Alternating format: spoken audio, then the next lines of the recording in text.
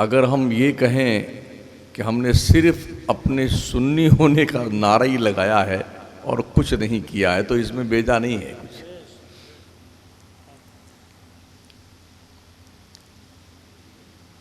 आज की 4-5 दिन पहले मैं पंडवा शरीफ के करीब में था, 15 किलोमीटर के फासले पे।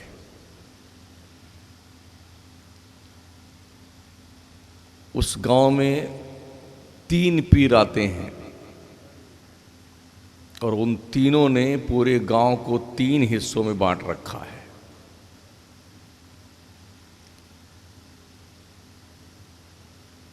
बेचारे नौजवान बहुत परेशान थे कि क्या करें क्या करें, ये सब तबाह किए दे रहे हैं पूरे गांव को। वो 6 महीने से वो लाइन में लगे थे, तो मेरी तारीख उनको जो है मिली। तो हम वहाँ पहुँचे तो कमरा बंद करके कम से कम 20 मिनट हमको बताया कि ये खराबी यहाँ पर है। हज़रत हमने मर्ज़ बता दिया है, इलाज कैसे करना है वो डॉक्टर जानते हैं। बोले जब भी हम कुछ करते हैं तो लोग पीर लोग धमकियाँ दिलवाते हैं, हमको जान से मार देंगे, ये करेंगे वो करेंगे। बताया गया कि चंदा करके 65 लाख रुपया इकट्ठा करके पीर साहब का बंगला बना कर दिया गया। दूसरे साहब को स्कॉर्पियो जो नई वाली भी आ रही है वो खरीद कर दी गई। और मज़ीद बड़ा ये कि वहाँ के लोगों का ये कहना है कि हम तो अल्लाह को जानते नहीं थे, हमारे पीर साहब ने बताया तो हमारे पीर साहब ही हमारे अल्लाह हैं, माज़अल्लाह। बोले हम मुर्गी भी ज़बा कर लेते हैं पीर साहब के नाम पर। मैं उस जगह की बात करता हूँ जहाँ पर वलायत का ताजदार शेख अलाउल हक पंडवी रहमतुल्लाहि ताला अलैह, उनके पीर व मुर्शिद शेख अखी सिराज का आस्ताना करम है, सिर्फ 15 किलोमीटर के फासले पे। आज ये 5वां दिन है मैं यहाँ हूँ, 4 दिन पहले वहाँ था। कोई मदरसा नहीं वहाँ पर, और ये कह कर के मदरसा नहीं कायम करने दिया है पीरों ने कि क्या करोगे मदरसा कायम करके, हम हैं ना।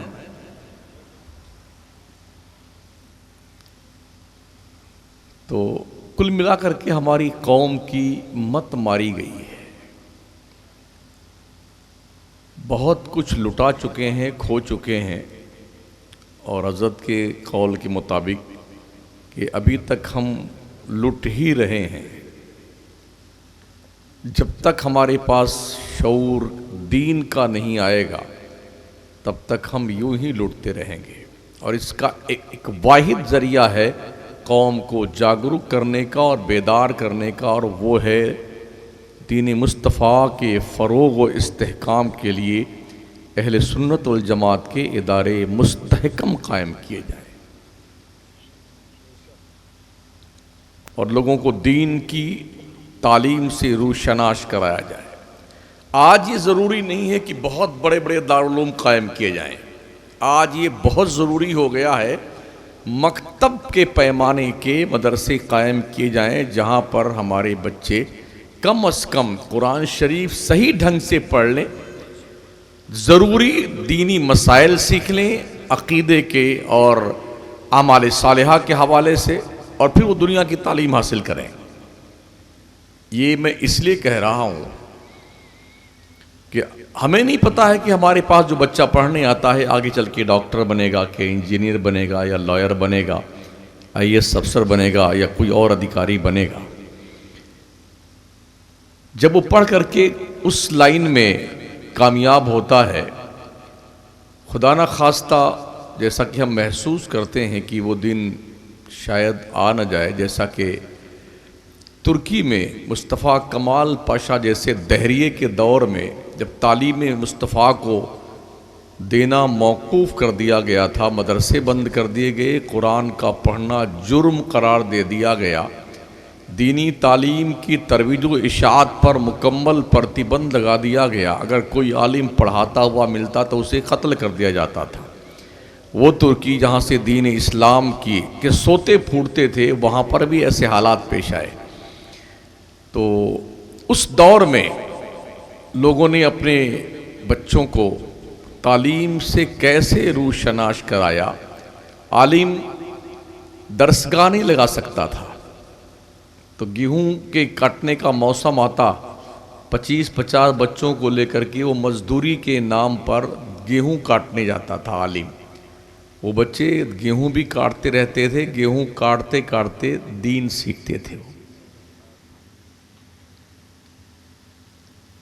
आलिम इस शहर से उस शहर में सफ़र करता तो तलबा की एक टीम लेके जाता और ट्रेन में या बस में जहाँ बैठता ना, वहाँ बैठे बैठे 2-3 घंटे में कुछ दीन सिखा देता था। तो इस तरह से तुर्की की सरजमीन पर एक लंबे पीरियड तक दीन इस्लाम को बचाने का काम जो उलमा ने किया है, वो दौर लगता है फिर अब आ रहा है। जैसा कि आप देखते हैं कि मुल्की पैमाने पर मदरसों को बंद करने और ये करने वो करने, ये सब प्लानिंग चल रही है ना। इस सूरत हाल को महसूस करते हुए अगर हम जागरूक ना हुए तो कम से कम ये महसूस करने की ज़रूरत है कि हम अपने बच्चों को, हर बाप जब बच्चों का बाप बने ना तो इतना दीन तो सीख ले, अगर दारुल बंद हो तो अपने बच्चों को कुरान तो पढ़ा दे, वो दीन के ज़रूरी मसाइल सिखा दे उनको।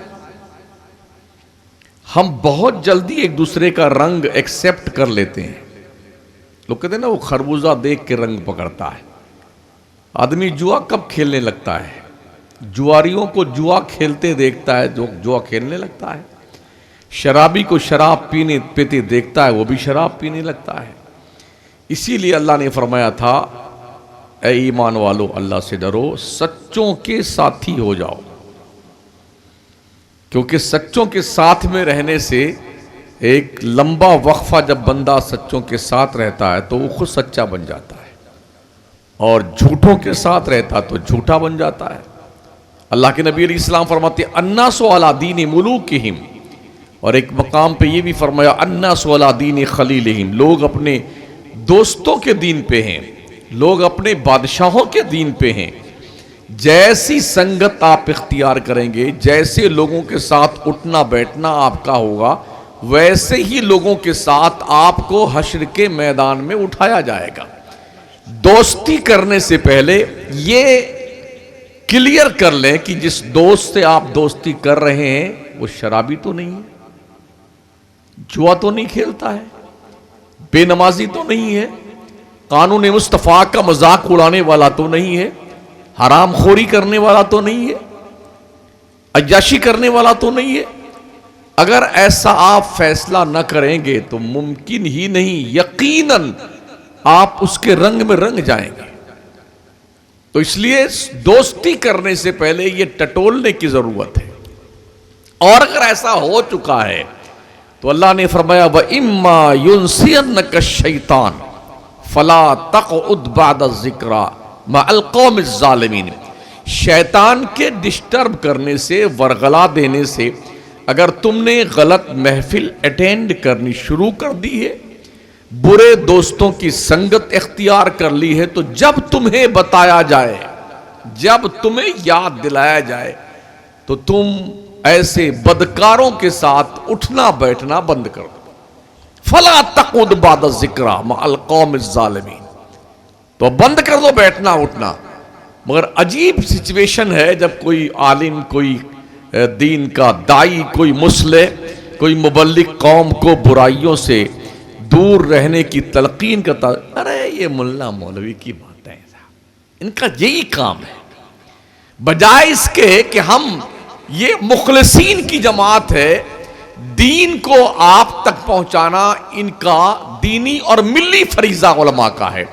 और इस काम पर ये आपसे कोई मुआवजा तलब नहीं करते हैं। हम देखते हैं ना, डॉक्टर फीस तय करता है, 500, 1000, 1500, 2000, 5,000 रुपए एक एक डॉक्टर की फीस है।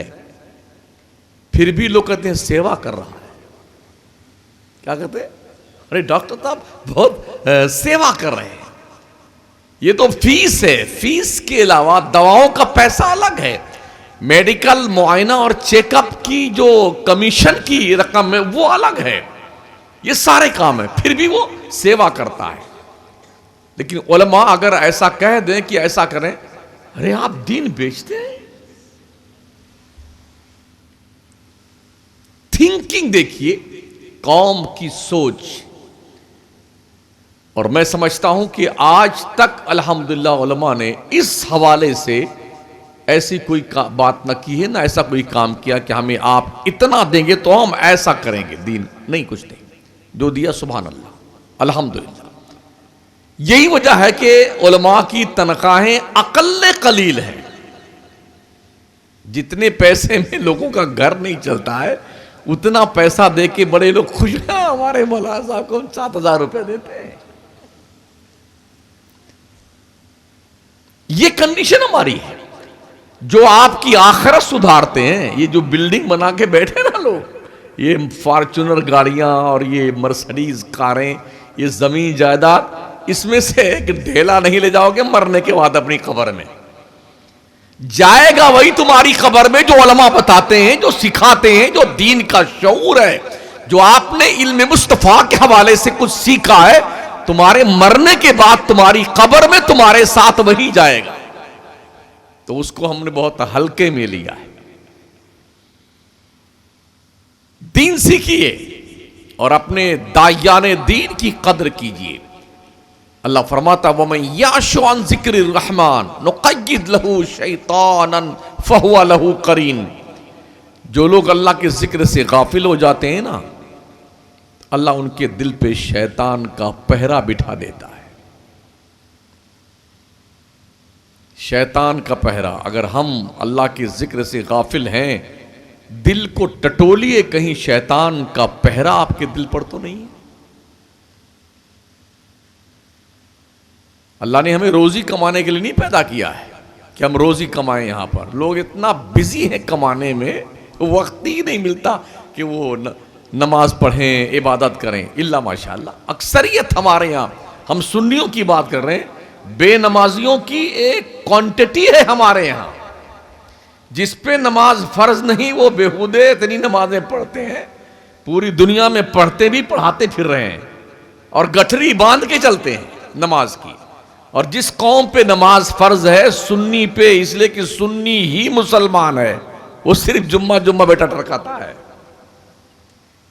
सिर्फ जुम्मा पढ़ता है और समझता है इंशाअल्लाह हम ही जन्नत में जाएंगे इंशाअल्लाह।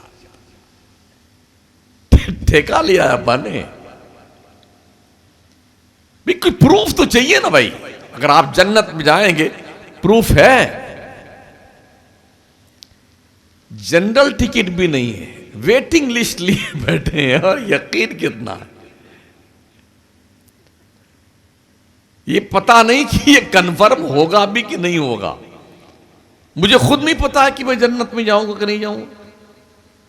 इतनी जो बैठ हमारे मेंबर नूर पे बैठ, इनमें से किसी से आप कहलवा दीजिए कि आप यकीन के साथ, क्या आप मुकम्मल कॉन्फिडेंस के साथ ये कह सकते हैं कि आप जन्नत में जाएंगे? कोई बता दे मुझे। ये क्या, जिनके पास कंफर्म टिकट था जन्नत का, वो भी रोते थे अल्लाह से। कंफर्म वीवीआईपी का टिकट था जन्नत का, अशरे मुबश्शरा। सरकार अबू बकर सिद्दीक रज़ियल्लाहु ताला अन्हु, अफज़लुल खल्क़ बादल अंबिया वल मुरसलीन, फरमाते काश मैं बकरी का बच्चा होता, लोग ज़िबा करके खा जाते, मैं अल्लाह को जवाब क्या दूंगा? काश मेरी मां मुझे पैदा ना करती, मैं अल्लाह को क्या जवाब दूंगा? काश मैं तिनका होता, हवा उड़ा ले जाती, मैं अल्लाह को जवाब क्या दूंगा? ये वो कह रहा है जिसकी शान में कुरानी आयतें उतरी हैं। ये वो कह रहा है जिस पर अल्लाह का सलाम आता था। ये वो कह रहा है नबियों रसूलों के बाद जो बहुत इंपॉर्टेंट शख्सियत है। ये वो कह रहा है जो गार में भी हुजूर के साथ और मजार में हुजूर के साथ। ये वो कह रहा है जिसकी शान ये है कि हजरत उमर कहते हैं, अबू बकर तू अपनी जिंदगी की एक नेकी गारे सौर की मुझे दे दे और मेरी जिंदगी की पूरी नेकी ले ले। ये वो कह रहा है जिसके बारे में मेरे करीम आका फरमाते जिसे जन्नती देखना है अबू बकर को देख ले, जिसे जन्नती देखना है मेरे यार को देख ले। वो रोते हैं रात भर, क्योंकि हुजूर ने अम्मा आयशा सिद्दीका रज़ियल्लाहु ताला अन्हा आसमान पे बिल्कुल निकले हुए थे, तारे वारे सब बहुत आसमान क्लियर था। तो एक दिन जब पूछा अम्मा आयशा ने, या रसूलल्लाह बताइए क्या किसी की नेकियां आसमान के सितारों के बराबर हैं? तो हमारे हुजूर ने कहा कि हाँ। तो उनको ये लगा कि अभी हमारे अब्बा का नाम लेंगे।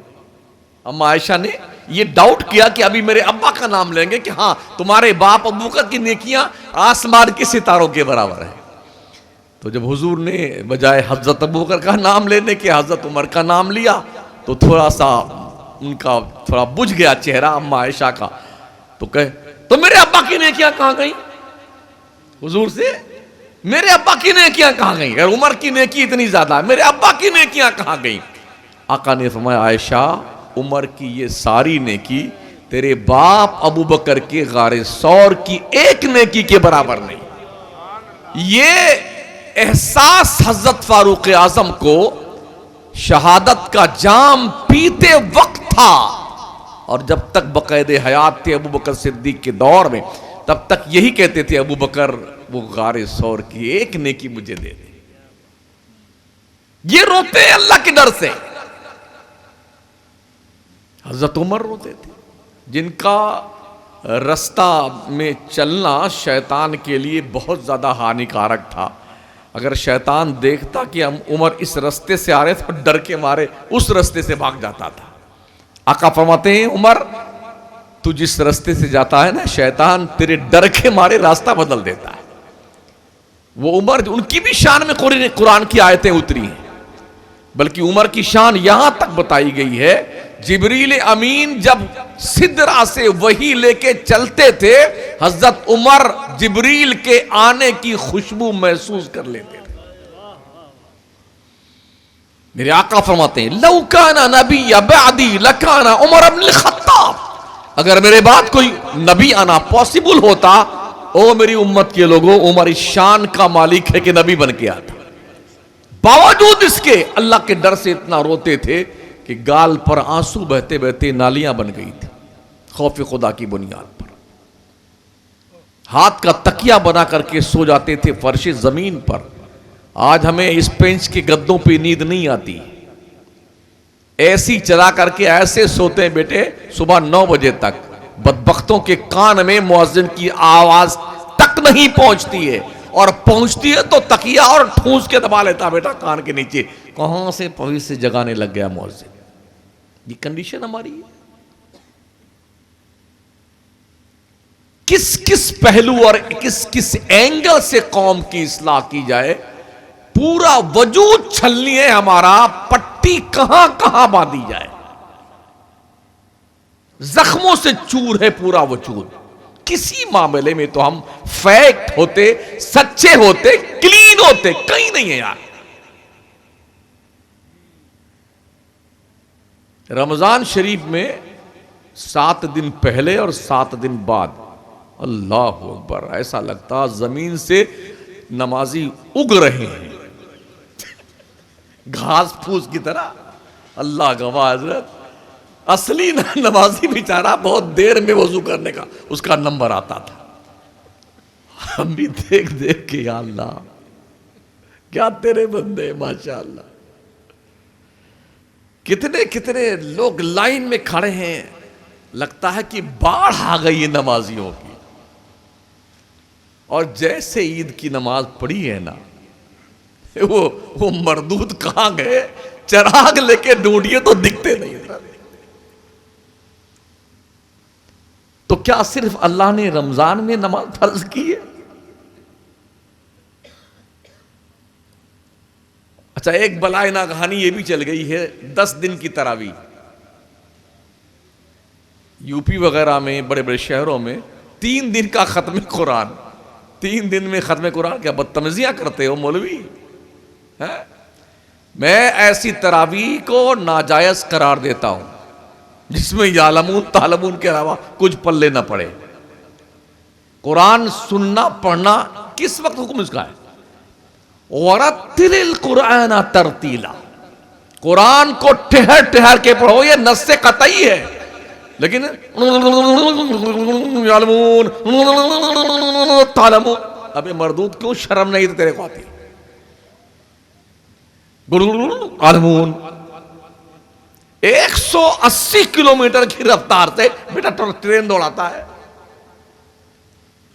अब बस 5 दिन में, 7 दिन में, और अब तो 3-3 दिन में दिल्ली वगैरह 3 दिन की तरावी होती है।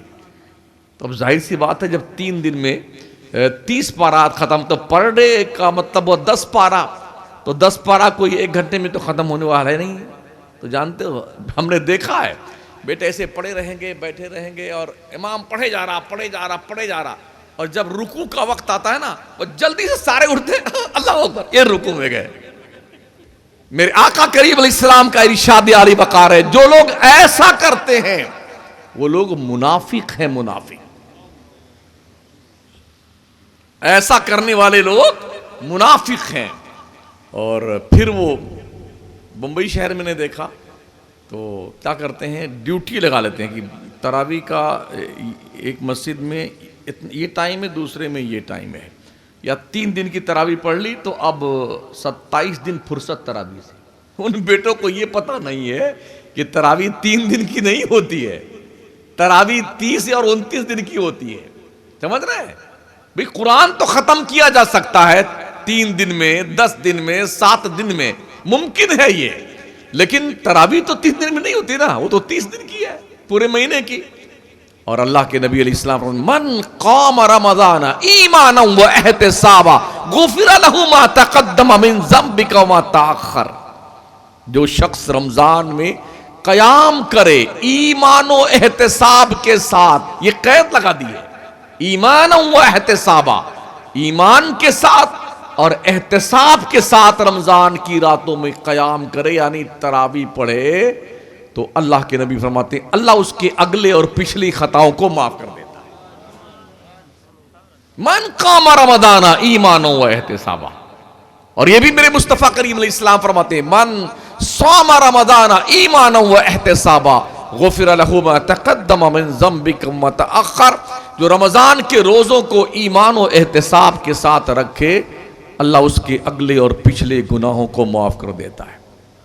अभी जल्दी रमज़ान गुजरा है, हमारी कौम का ये हाल है। एक वीडियो गुजरी थी नज़र के सामने से रमज़ान की अशरे अखीर में, ताक रातों में, तो उसमें ये बताया गया था कि बेंगलोर की सरजमीन पर एक दिन में बेंगलोर का मुसलमान 5 करोड़ का समोसा खा जाता है। हाँ, अरे मेरी टंकी, खाजा की देग ये भरने का नाम नहीं लेती। आप सोचिए कि जो कौम रमजान शरीफ के महीने में एक दिन में 5 करोड़ का समोसा खा जाए, ये बेंगलोर की बात कर रहा हूं, 30 दिन में कितने खा गए? गुणा कर लीजिए, 1.5 अरब। 5 को जरब दीजिए ना 30 से, 1.5 अरब रुपए का जो कौम एक महीने में समोसा खा जाए, उस कौम के पास ढंग की एक कॉलेज नहीं है, उस कौम के पास ढंग की यूनिवर्सिटी नहीं है, उस कौम के पास ढंग का कोई हॉस्पिटल नहीं है, उस कौम के पास ढंग का कोई इंस्टीट्यूट नहीं है, उस कौम के पास ढंग का कोई दारुल उलूम नहीं जो सिस्टमेटिक तौर पर कौम के बच्चों और बच्चियों को दीन और दुनिया की बाज़ाब्ता तौर पर डायरेक्शन देता हो। जो कौम खाने में इतना यकीन रखती हो, उस कौम को दूसरा कोई क्या समझा सकता है? इसी राजस्थान में हमने इस 30 साल में देखा है, मैयत हो जाने के बाद 20-20 लाख रुपए का खाना अब्बा के मुर्दनी पे खा जाते हैं लोग। बाड़मेर गए थे आज के 4 साल पहले, तो मालूम ये हुआ कि 14 लाख रुपया अब्बा के तीजा के फातिहा के मौके पर खिला दिया लोगों ने। इसी काम के लिए हमें, जिनके पैसे नहीं होते वो सूद पे पैसे लाते हैं, हरामखोरी करते हैं, हरामकारी करते हैं यारों, हमें क्यों शऊर नहीं आता, हमारे अंदर बेदारी क्यों नहीं पैदा होती है। अल्लाह फरमाता ला इलाहा इल्ला अना फाबुदनी वाकिमिस सलाता लिज़िक्री। अल्लाह के सिवा कोई माबूद नहीं है, तो मेरे बंदो तुम मेरी इबादत करो। और इबादत करने का तरीका क्या है? वह अकीमिस सलाता लिज़िक्री, मुझे याद करना चाहते हो मेरे बंदो तो सुनो, तुम नमाजें कायम किया करो, नमाज कायम करो। कितनी मोहतम बिशान बंदगी है दुनिया की, बल्कि आखिरत की, कायनात की सबसे कीमती इबादत नमाज है, सबसे कीमती। इसलिए कि अल्लाह के करीब बंदा सबसे ज्यादा हालत सजदा में होता है। कोई तर्जमान नहीं होता, बंदा अपने रब से डायरेक्ट गुफ्तगू कर रहा होता है। दुनिया में किसी भी मिनिस्टर फनिस्टर से बात करना चाहते हैं लोग, टाइम लेते हैं और जी उसका एक प्रोटोकॉल होता है, यूं आना है और यूं आना है, इनकी चमचागिरी उनकी चमचागिरी। 25 मिनट का वक्त मिला ना तो हो चारों तरफ से यूं फोटो लेंगे, उनके साथ यूं लेंगे, एल्बम बना के रखेंगे। और जब कोई मौलाना कोई साहब मेहमान, हाँ तो देखिए ना माशाल्लाह, कसम खुदा की एमएलए के साथ मेरा फोटो देखिए ना जरा, लगता बेटा जन्नत का टिकट लिए बैठा हुआ, एल्बम दिखा रहा है। दुनियादार इंसान तुम्हें 15-20 मिनट का वक्त दे तो उसको यादगारी लम्हा करार देते हो, एक मामूली ओहदे का आदमी।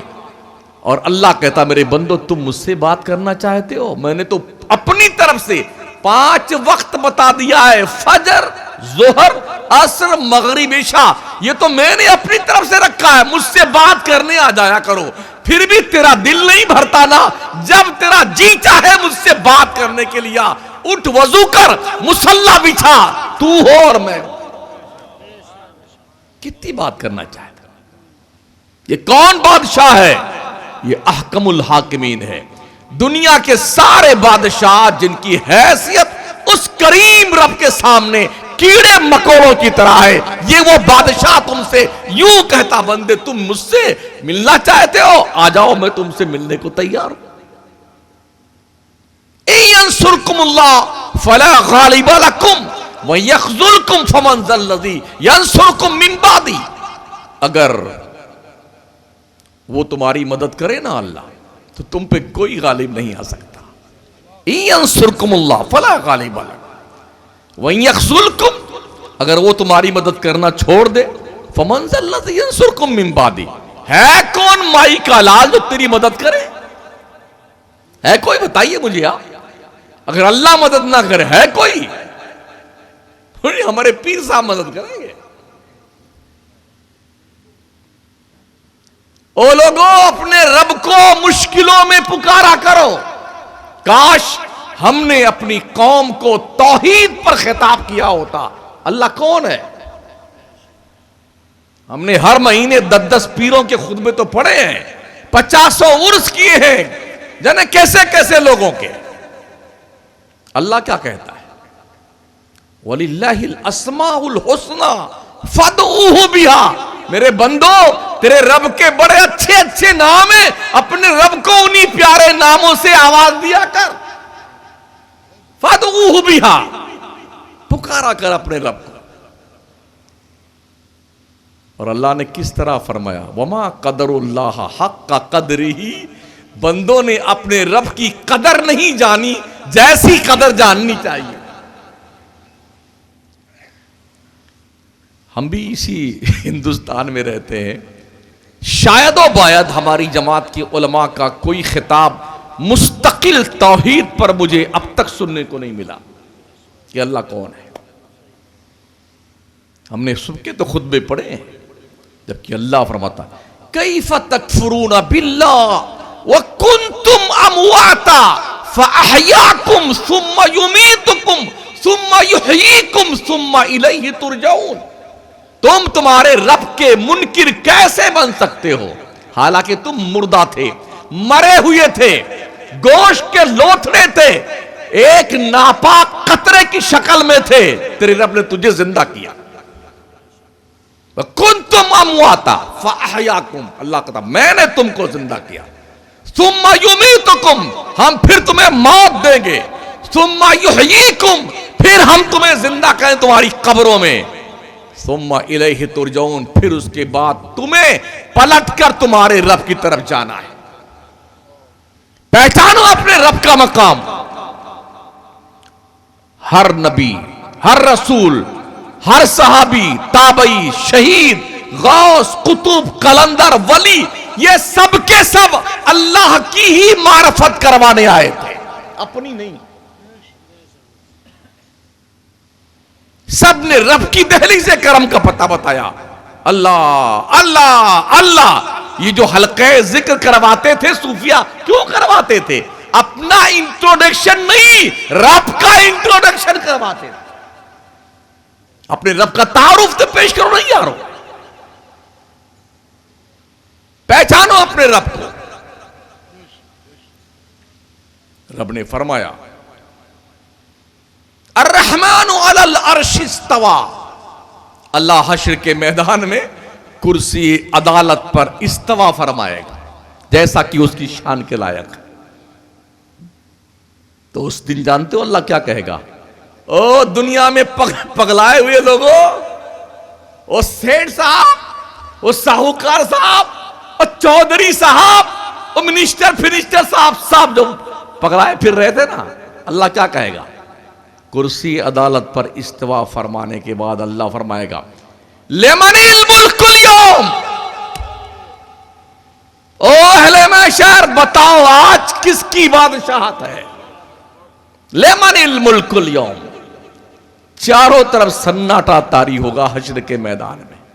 जब कोई नहीं बोलेगा ना, तो फिर अल्लाह ही कहेगा लिल्लाहिल वाहिदिल कहार।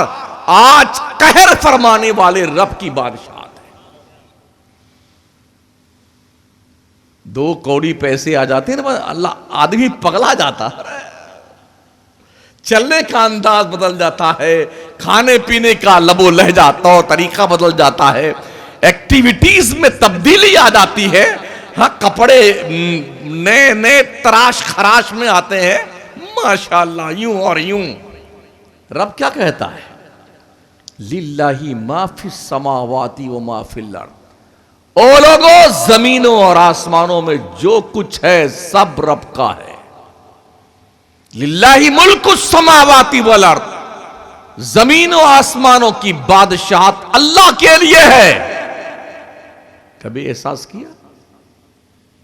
ये मेरा, ये मेरा, ये मेरा। इधर मरे बच्चों ने कहा तेरा कुछ नहीं। चुपचाप पड़े रही हो चारपाई पे, पी पी करते रहो।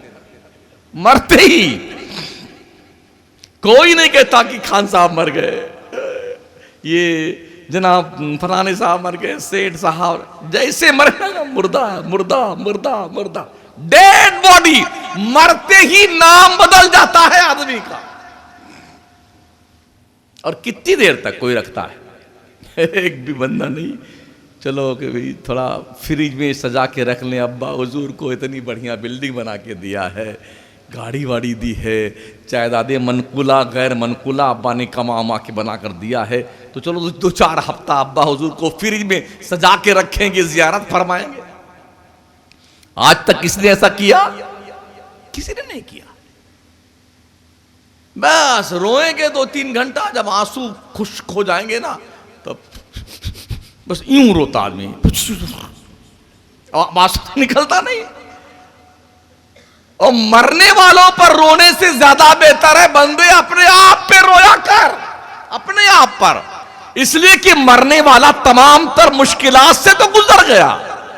एक जिंदा आदमी के लिए बवक्ते मौत मलकुल मौत की शक्ल देखना किसी मौत से कम नहीं है जी। अगर नेक आदमी नहीं है ना, तो मलकुल मौत की शक्ल देखना भी किसी मौत से कम नहीं। हमने देखा मरने वालों की पिजामे खराब हो जाते हैं, पेशाब निकल जाता है, आदमी नापाक हो जाता है। मलकुल मौत की शक्ल इतनी भयानक होती है जब किसी गुनहगार की रूह कब्ज करने आता है। अल्लाह उस वक्त मलकुल मौत का चेहरा इस कंडीशन में देखने से बचाए हमें और आपको। और जब मलकुल मौत किसी अच्छे बंदे की रूह कब्ज करें, हजरत इब्राहिम अलैहिस्सलाम ने फरमाया कि मौत ये बता, मलकुल मौत तू ये बता, जब किसी अच्छे आदमी की रूह कब्ज़ करने आता तो तेरी कंडीशन कैसी होती है, और किसी बुरे की कब्ज़ कर तो उस वक्त कैसी होती है। तो जब बुरे आदमी की रूह कब्ज़ करने आते हैं मलकुल मौत, तो कहा हज़रत ज़रा थोड़ा अपना चेहरा उस तरफ घुमाइए।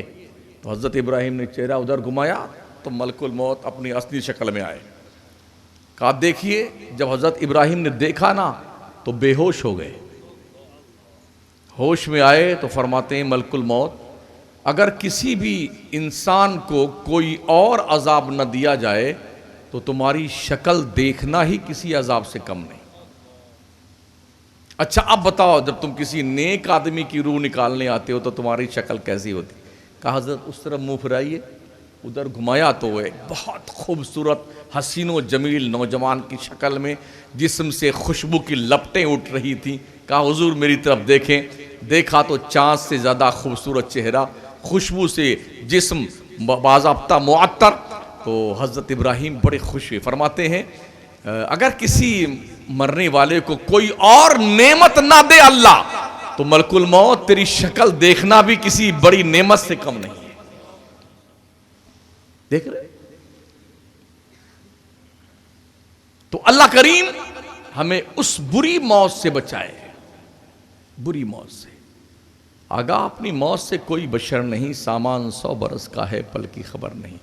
कहां पकड़ लिए जाओ कुछ पता नहीं है, कुछ पता नहीं। अभी 7वां दिन है हमारे गोंडा ज़िला से अयोध्या होकर के लखनऊ एयरपोर्ट पर जाने वाले 3 लोग थे,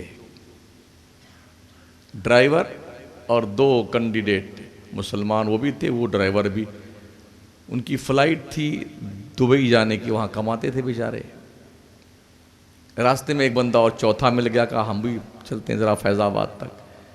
बैठ गया। अभी अयोध्या आने से पहले हाईवे पे जो गाड़ी डिसबैलेंस हुई ना, तो 3 तो वहीं टपक गए, ड्राइवर और 2 जो दुबई जाने वाले थे ना। अल्लाह ने कहा दुबई नहीं जाना अब तुमको, अब हमारे यहाँ आना है। ओ कहानी खत्म। 3 के तीनों बेचारे, जो रास्ते में स्टेपनी बन गया था ना, स्टेपनी, वो थोड़ा बच गया, मगर वो 3 गए काम से। कुछ पता नहीं थे, निकले थे घर से, दुबई जा रहे हैं, टिकट ओके था, फ्लाइट में जलवा फरमा होना था और जाके दुबई कमाना था। मलकुल मौत ने कहा जाओ इधर, हम बैठे भी इधर ही तुम्हारा इंतजार कर रहे हैं हम हाईवे पे।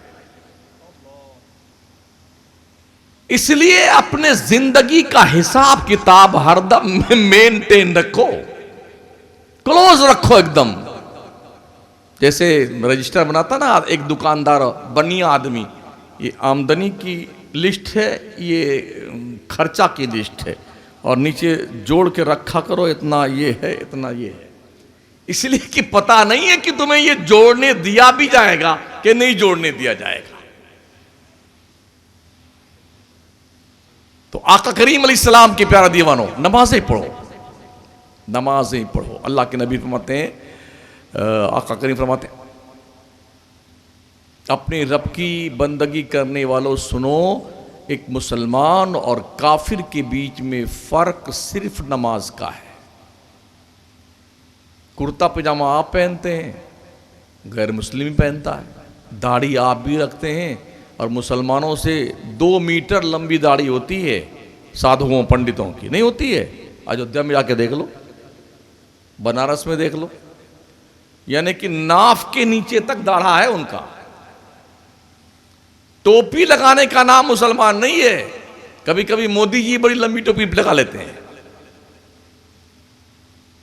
कुर्ता पहनने का नाम, लुंगी पहनने का नाम, हमारे उत्तर प्रदेश के मुख्यमंत्री भी कुर्ता और लुंगी में रहते हैं। मुसलमान कहते किसे हैं? मुसलमान कहते हैं अल्लाह रसूल के सामने सरेंडर हो जाने को। सरेंडर होने का मतलब क्या होता है? अब तुम्हें वही खाना है जिस खाने की परमिशन अल्लाह देगा, उसका रसूल देगा। तुम्हें वही पीना है जिसकी परमिशन अल्लाह रसूल देंगे। तुम्हें वही पहनना है जिसके परमिशन अल्लाह रसूल की तरफ से मिलेंगे। तुम्हें जाना वही है जहां जाने की परमिशन अल्लाह रसूल देंगे। जो इस बाउंड्री को क्रॉस करता है वो लेबल तो मुसलमान का लगा हुआ है, सच्चाई में मुसलमान नहीं है। वरना अल्लाह यूं मुतालबा ना करता, या अय्युहल्लज़ीना आमनु उदखुलू फिस्सिल्मि काफ़ा, ओ ईमान वालो पूरे पूरे मुसलमान बन जाओ, आधा तीतर आधा बटेर नहीं, हाँ पूरे पूरे इस्लाम में दाखिल हो जाओ। या अय्युहल्लज़ीना आमनु आमिनु बिल्लाहि व रसूली, ओ मोमिनो ईमान लाए हुए लोगों फिर पूरे पूरे ईमान ले आओ अल्लाह रसूल पर। पता चला कि हमारा ईमान मुकम्मल नहीं है, अभी होता दुनिया की मजाल नहीं है कि हमारा रोंगटा टेढ़ा कर सके। काश हम मुसलमान बनते। दश्त तो दश्त है, दरिया भी ना छोड़ी हमने, बहरे जुल्मात में दौड़ा दिए घोड़े हमने। उस दौर की सुपर पावर ताकतें कैसरो किसरा, जैसे आज America, Britannia, Germany, Canada, Israel, China, ये सुपर पावर ताकतें ना, ये उस दौर की सुपर पावर ताकतें थी, उस दौर की। जानते हो इनको धूल किसने चटाया? हुजूर रहमत आलम अलैहिस्सलाम के उन गुलामों ने जिनके कुर्ते में 17 पेबंद लगे हुए थे, उन लोगों ने जिनकी जूतियां फटी हुई थी, उन लोगों ने जो मुरगन ग़िज़ाएं नहीं, सूखी रोटी, जौ की रोटी, सिरका रोटी, शरीद बना के खाना खाते थे, उन लोगों ने तलवारें टूटी हुई थी, अपने मुल्क से दूर जाकर के कैसर और किसरा को वो धूल चटाई ना, कयामत तक दुनिया में कोई कैसर और किसरा नहीं पैदा होगा। मेरे आका फरमाते हैं, इज़ा हलका किसरा फला किसरा बादा व इज़ा हलका कैसरा फला कैसरा बादा। जब किसरा बर्बाद होगा तो कयामत तक कोई दूसरा किसरा नहीं आएगा। जब कैसर हलाक होगा कयामत तक दूसरा कोई कैसर नहीं होगा। आज भी वो बगदाद मुअल्ला पे सलमान पाक के मज़ार पाक के करीब में किसरा का वो महल अब भी ज़ियारत गाहे आमो खास बना हुआ है, जिसके कंगुरे 14 टूट करके मेरे नबी की पैदाइश के मौके पे गिरे थे, और इस बात का संकेत था कि 14 बादशाह के आ जाने के बाद ये मुल्क, ये इलाका मुसलमानों के ज़ेरे नगी आ जाएगा। आज भी ऐसे पड़ा हुआ है खंडर की शक्ल में, अब तक कोई किसरा नहीं पैदा हुआ। किसने धूल चटाई थी? मुसलमानों ने। हम भी मुसलमान हैं माशाल्लाह, कभी तीतर, कभी बटेर, कभी मुर्गा, कभी बकरा, कभी और कुछ, माशाल्लाह खा खा करके सुभान अल्लाह, मजा आ गया आज तो। क्या बात है, इतना सब कुछ खाने के बाद भी इतना बुज़दिल, इतना डरपोक, खुदा का खौफ दिल में नहीं, भाइयों के हकूक दबाए खाए जा रहा है, माँ बाप की परवाह नहीं करता, रिश्तेदारियों की लिहाज नहीं करता, छोटे बड़े की तमीज नहीं करता, आंखें आवारा बन गई हैं, बेहयाइयों की प्रतीक बन गई हैं, कदम इस कदर लड़खड़ाते हुए दीन मुस्तफा की ट्रैक पे चल रहे हैं, और फिर भी समझता कि हमसे बड़ा मुसलमान कोई नहीं है, हम ही तो हैं सबसे अच्छे मुसलमान। कभी तन्हाई में बैठ करके आईने में अपनी शक्ल मुबारक को देखा कीजिए, कितने इस शक्ल में गड्ढे पड़े हुए हैं बदकारी के, गुनाहों के। सोचा कीजिए, फिक्र किया कीजिए, हम रब के शान के लायक उसकी बंदगी नहीं कर सकते हैं, लेकिन का इतनी भी नहीं कि हम पंज वक्ता अल्लाह को याद करने के डगर पे लगे तो रहे यार।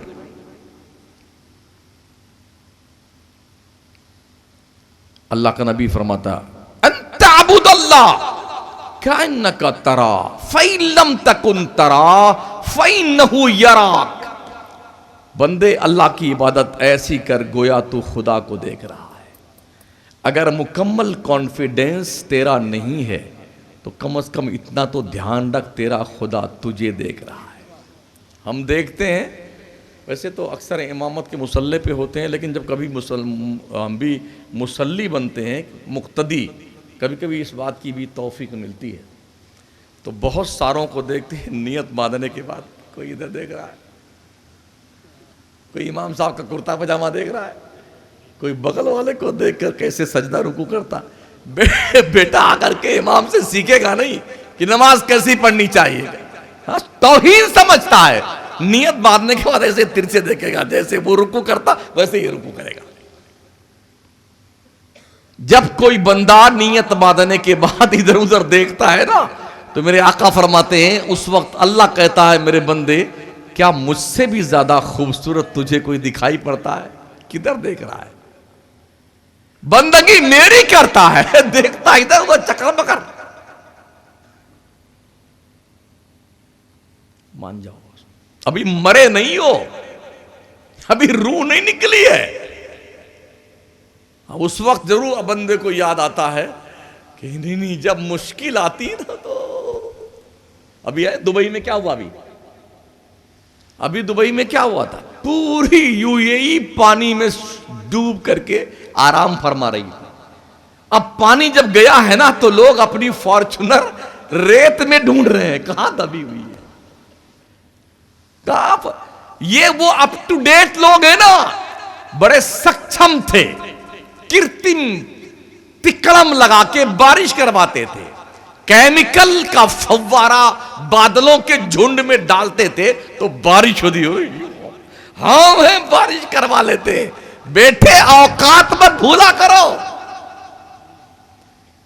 खुदा बनने का दावा मत कर। कितने खुदाओं को अल्लाह के फरिश्ते ने पटक पटक के मारा है। सुना है फिरौन का नाम? आज की तारीख में पूरी दुनिया में इतना बड़ा बादशाह कोई नहीं होगा, इतना बड़ा मालदार। फिरौन बड़ी गुंडागर्दी कर ली, बड़े बदमाशी, सजदा करवाने लगा। तो ठीक है, अल्लाह ने कहा मूसा पैगंबर थे, जाके समझा दे इसको। बड़ी जलाली थे ना अल्लाह के पैगंबर हजरत मूसा। हमारी ट्रेन शरीफ का जायजा लेते रहिएगा आप लोग, कहां तक तशरीफ लाई है जी। तो फरमाया अल्लाह ने हजरत मूसा और हजरत हारून अलैहिस्सलाम को, इज़हबा इला फिरऔन इन्नहु तग़ा फ़क़ूला लहू क़ौलन लय्यना लअल्लहु यतज़क्करु औ यख़शा। हो जलाली पैगंबर, तुम दोनों आदमी जाइयो फिरौन के पास, मगर बहुत नरमी से बात करना उससे, बात नरमी। फ़क़ूला लहू क़ौलन लय्यना। हमारे यहां तो शुरू यहीं से खिताब होता, खबीस मर्दूद शैतान, यहां से तकरीर शुरू होती है हमारी। जलाली पैगंबर को एक बहुत बड़े गुंडे के पास भेज रहा है उनका रब, और इस ताकीद के साथ वहां जलाल मत दिखाना, कौल लय्यना, बड़ी नरमी की बात करना। क्यों? नरमी की बात दिलों पे असर मुरत्तब करती है। रब ने कहा ना, लअल्लहु यतज़क्करु औ यख़शा, मुमकिन है नसीहत एक्सेप्ट कर ले और खुदा से डरने वाला बन जाए, गुंडागर्दी छोड़ दे, खुदा बनने का भूत उतर जाए इसका। समझाने गए थे पर माना नहीं मरदूदू। तो अल्लाह ने उसको बहरे कलज़म में डुबो के मारा और क्या कहा, सुम्मा नुनज्जीका बिबदानिका लितकून आया। ओ फिरौन, हम तेरी डेड बॉडी को कयामत तक महफूज रखेंगे ताकि दुनिया देख के इबरत हासिल करे, फिर कोई खुदा बनने का भूत सवार ना करे अपने ऊपर। उसे पता चल जाए कि जिसने खुदा बनने का भूत सवार किया था उसका अंजाम। आज सर्च कीजिए यूट्यूब पर, मिस्र के म्यूजियम में उसकी डेड बॉडी एक लंबी सी कंकाल की शक्ल में मौजूद है फिरौन की, ताकि दुनिया देख के इबरत हासिल करे, ये को देख लो ये खुदा बने थे। इनका अंजाम देख लो। हजरत देख क्या है मिस्र के म्यूजियम में, इतनी लंबी नाक तोता परी, लंबी लंबी टांगे बेटे की है, लेकिन अल्लाह की लाठी जब पड़ती है ना सारा भूत उतर जाता है, सारा भूत। हाँ हाँ हाँ, तुम मनोनत जी का भी बता निकाली तक वो ना आया। कुरान पढ़ा करो, अखबार चाटना कोई जरूरी नहीं है। मतन हाशिया बैन सतूर बेटे, लिए अखबार बेटे, पान की चाय की दुकान पे और चश्मा यहां नाक पे लटका रखा है। जरा एक समोसा दीजिए भाई साहब, आहिस्ता आहिस्ता खाएगा ताकि पूरा अखबार चाटे हो। जब समोसा खत्म हो जाता, अब जब सोचता है कि अगर देर तक बैठेंगे तो दुकानदार कहे भाई साहब दूसरे को मौका दीजिए, भाई साहब एक चाय बनाइए जरा नंबर से, हाँ, ताकि ये थोड़ा टाइम गुजर जाए। आप पूरा चाट करके दैनिक भास्कर और नवज्योति और पैतृका, हाँ पैतृका सब चाट चूट के, हाँ, अब ये चश्मा उतारेगा जी। वो जॉर्ज बुश को ऐसा नहीं करना चाहिए था, और टोनी ब्लेयर में कितना बड़ा बेवकूफ था। ऐसा लगता है कि बीबीसी लंदन के रिपोर्टर बैठे बैठे पान की ढाबली पे बैठ के और डायरेक्शन देते वाशिंगटन वालों को, महोदय जी अपनी औकात में आ जाओ, अल्लाह के दायरे कानून में आ जाओ, अपने को पहचानो। मन अरफा नफ्सहू फकद अरफा रब्बहू, जिसने अपने आप को पहचान लिया उसने अपने रब को पहचान लिया। आपसे नहीं पूछा जाएगा कि शमसुद्दीन मकराना वाला कैसा था, तो हमारे चक्कर में क्यों पड़े हुए आप? आपसे आपके बारे में पूछा, हाँ इस बिरादरी से जरूर पूछा जाएगा आपने मेरे बंदों को दीन की बात सिखाया कि नहीं सिखाया। अल्लाह ने कुरान शरीफ में फरमाया है ना कि हश्र के दिन हम मुक्तदियों को उनके इमाम के साथ बुलाएंगे जी। कुरान शरीफ की आयत है,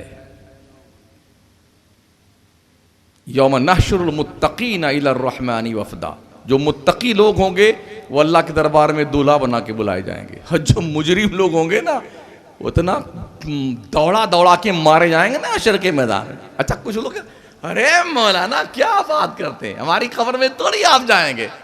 तेरी खबर में तेरा बाप नहीं जाता है, हमारी जान फालतू तेरी खबर में जाने के लिए, हम क्यों जाए तेरी खबर में? और कब्र को क्या किसी ने ससुराल समझा है? अगर ऐसा है तो अब तक जो कब्र में गए हैं अकेले जाके उनसे पूछिए अब्बा हुजूर कैसे आप हैं, जाइए ना, सरपंच जी कैसे हो आप, कब्र के अंदर आराम फरमा रहे हैं आप, बिस्तर उस्तर लगा हुआ कि नहीं, कोई रोशनी का एहतमाम नहीं है, कोई पंखा वंखा नहीं है, बिजली चली जाती थी तो हमारी सांस फूलने लगती थी, अब्बा जी कैसे हो आप, डेड बॉडी नाप करके ऐसा पैक करके, कहीं भागने का रास्ता नहीं है, पड़े रहियो नीचे। अगर इस तोद शरीफ पे फख्रो मुबाहात गुरूरो घमंड की चर्बी की परत चढ़नी शुरू हो जाए तो एक बार अपने कब्रिस्तान का एक चक्कर लगा करके वापस आ जाया करना, चर्बी पिघल जाएगी। मौत से किसको रुस्तगारी, आज वो कल हमारी बारी है। खुदा को बंदो याद करो, याद करो, याद करो, 5 वक्ता नमाजें पढ़ो, झूठ मत बोलो, चोरी मत करो, चुगली मत करो, बदकारी मत करो, किसी का माल हड़प के मत खाओ, बड़ों की इज्जत करो, छोटों से प्यार करो, माँ बाप का एहतराम करो, उलमा की कदर करो, इमामों की कदर करो, और आपके मातहत जो हैं उनका हक बराबर अदा किया करो, और नज़रों को आवारा बनने से बचाओ, बदनिगाही से बचो। ये सब वो ख़ताएँ हैं जो बहुत भयानक अंजाम तक पहुंचाने के लिए काफ़ी होती हैं। और अगर आपने ये सोच बस, अगर इंशाअल्लाह हज़रत अगले जुमा से नमाज शुरू करेंगे। एक बंदा हमारे महल्ले का है हज़रत, 5 साल से वो मरदूद वादा कर रहा है इंशाअल्लाह अगले जुमा से, और जुम्मा पढ़ता फिर भाग लेता है। आज भी उस खबीस को मैंने टोका, अबे कब पढ़ेगा नमाज? मर जा, कहा मरेंगे नहीं अभी हम 40 साल नहीं मरेंगे। हमने कहा तेरे बाप ने कोई लाइसेंस बनवाया अल्लाह के यहाँ से? कहा जब हम मरेंगे तो हमारे जनाजे की नमाज आपको ही पढ़ाना है। अरे हमने कहा अगर तेरे से पहले मेरा ट्रांसफर हो गया तब क्या होगा? हाँ, ये हालात है हमारे। इसको भी आदमी बाज़ाब्ता तौर पर तफरीह तबाह के तौर पर कहता है। इंशाल्लाह बूढ़े होंगे तब दाढ़ी रखेंगे, अभी क्यों मौत आती है? कितने बूढ़े हैं अभी भी, 80 साल के हो गए, 85 साल के, एकदम सूख के बंदर बन गए हैं, खारक बन गया। ये सेब वाला जो गाल नहीं है यूं चिपक गया है, फिर भी सठियाने के बाद भी उसे हया नहीं आती कि दाढ़ी रख ले। अब भी छिलाया जा रहा है, घुस गया गाल, दांत मात सब तशरीफ ले आए बाहर, छिलाया जा रहा है, छिलाया जा रहा। क्या और कोई शादी वादी करनी है क्या? बोले दाढ़ी, नौजवान कहता है कि दाढ़ी रख लेंगे तो शादी नहीं होगी। तो ये बिरादरी सब कुंवारी है जो बैठी। अफगानिस्तान में तो 90% दाढ़ी वाले हैं, क्या उनकी शादियां नहीं होती हैं? बस आखिरी बात अर्ज करता हूं, अभी खाना भी नहीं खाया आपने? खा लिया तो नहीं खाया? नहीं खाया, हाँ नहीं खाया। हाँ, बस बस बस फाइनल जुमला।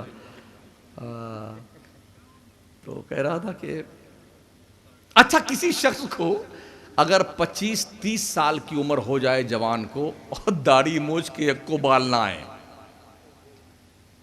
बिल्कुल ना निकले, इस गांव का नाम मतलब क्या है? अच्छा, मौलाना मोहम्मद उमर, अरे क्या नाम? हाँ, नूर मोहम्मद। ये तालाब की ढाने के, एक बार शायद कभी आए थे इधर। तो तालाब की ढानी के लोगों, अगर किसी शख्स को 30-25 साल तक नौजवान को दाढ़ी मूछ का बाल ना आए तो पूरा तालाब की ढानी क्या सोचेगा? कुछ तो गड़बड़ है। कुछ तो गड़बड़ है। ये थर्ड पर्सन में तो नहीं जा रहा। थर्ड पर्सन समझते हैं, ऐसे समझ में नहीं आते। जो ट्रेन में सफर करते होंगे ना तो पूरा झुंड आता है, लाइए। अगर किसी के दाढ़ी मूछ के बाल ना आए तो जल्दी उसका रिश्ता नहीं होता, गड़बड़ सड़बड़ गई।